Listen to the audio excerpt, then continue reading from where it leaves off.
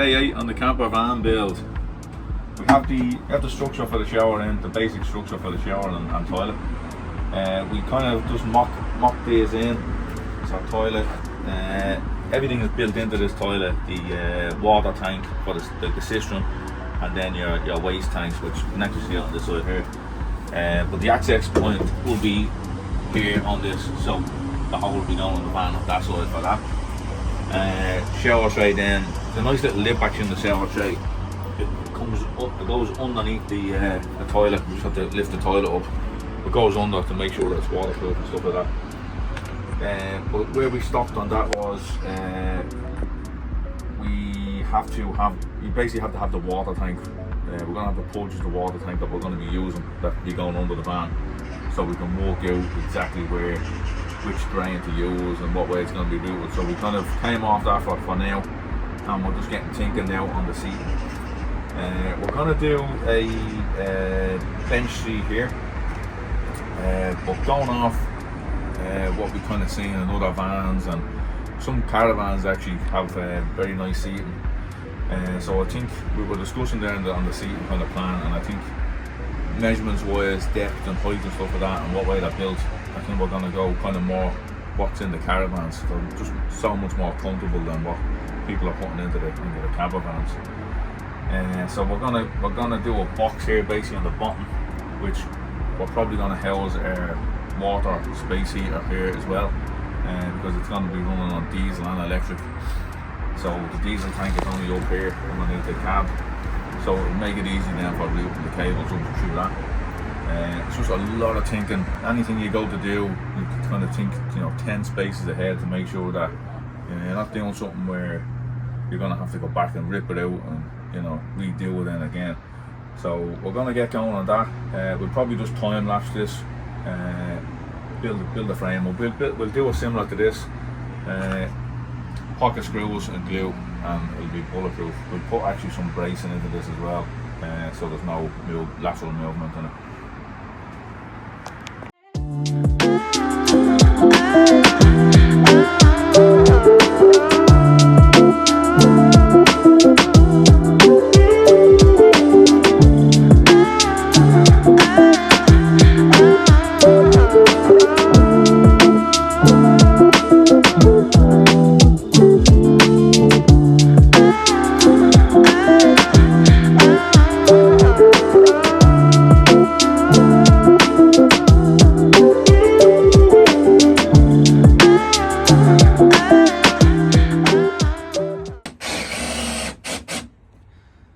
So we're just getting this box made up for the bench seat.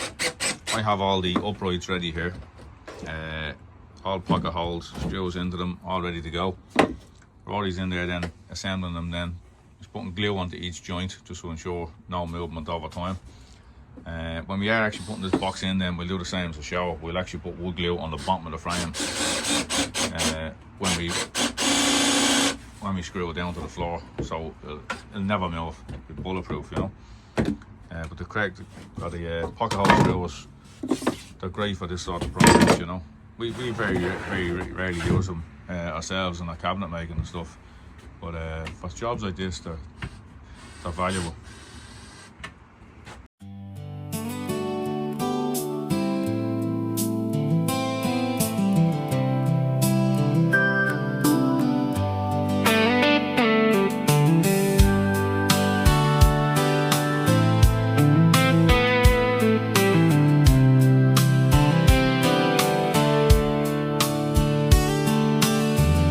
Another mile of empty highway,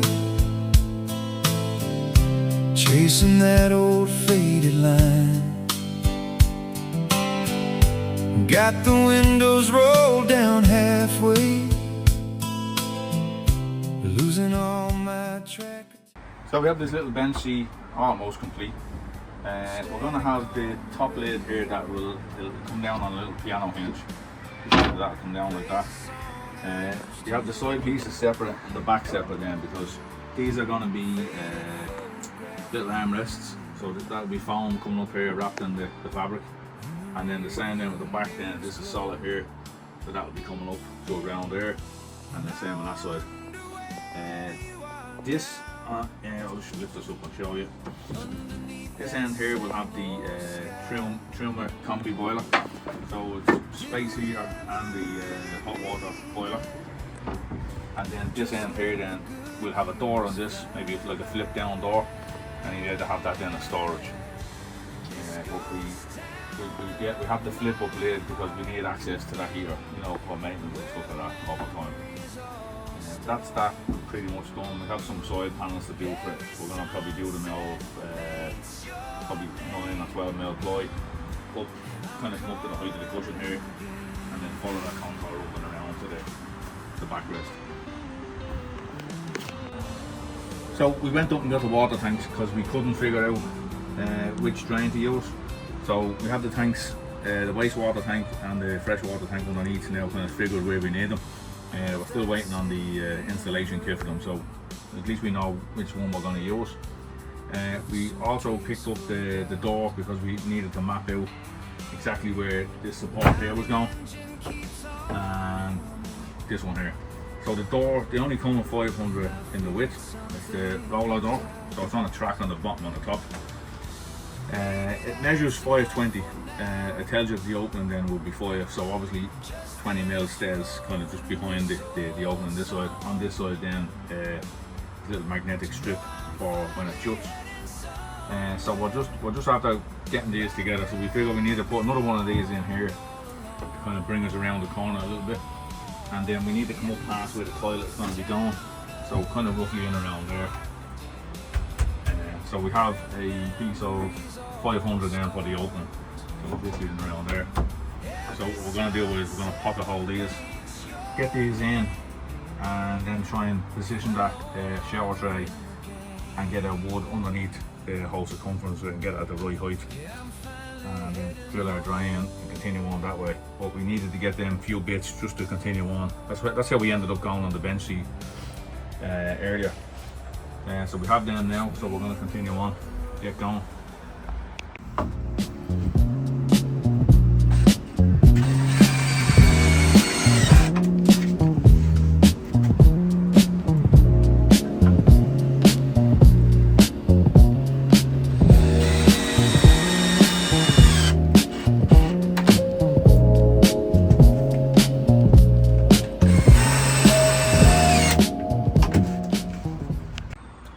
Alright, so just to give you a catch up on where we're at. It's the type of work where we can't afford to kind of have the camera on all the time, so apologise for that. But I'll just try and guide you through where we're at now. Where we have the shower tray in place. So what we've done was we have 10mm shims placed around the outside to replicate the 10mm plastic that we're going to be putting on the inside of the shower. So that gave us our spacing, and then we have these. They're cut to the height of the shower tray because we want the shower tray sitting on the bottom of our plywood here, which we'll put loads and loads of glue on and sit it down nice and snug. But these are to give us something to screw to for our shower door, which has a rubber track. So this is the shower tray track here. That will be basically going down on top of that. So that will be coming around like that. And we need obviously timber underneath that to screw down through that and make sure it's secure. After that then, what we done was we done our centre hole in our drain, and we've a drain on that side as well, which you can use if you want, but this one is better. We measured under the van and this one suits us better under the van. The other one was landing on a chassis leg over there. So there's two little dimples in the bottom, so we just roughly cut them out first so the shower tray could sit flat onto the ground. This one here, where has it gone? So just to show you, when we done the sandwich on the floor, that's the styrofoam with the PVA glue. As you can see, it's absolutely stuck really good. So happy with that, you know, it was a good test to see was it actually out gluing it properly, but that shows that it did. After that then, we got a little pilot hole through this, and we went straight down through the two layers of flooring, the styrofoam, and then through the metal skin of the van. So that's where that will be getting plumbed in. So what we're after now is we test fitted the toilet back in. We need to raise the toilet up. We've just roughly done it. It's bit 32 high and then a piece of 18. So that's roughly where we need to be with that. That was just a test fit because the toilet sits over this little lip. So we needed to get that correct height. So we'll screw them down, not them exactly, but we'll screw a base down that's 18 and 32 thick down there first, and then we'll screw the toilet down then to that. After that then we're getting the supports in for the plastic towards the back. It does go straight up as far as about this one here, and then it bends in like that.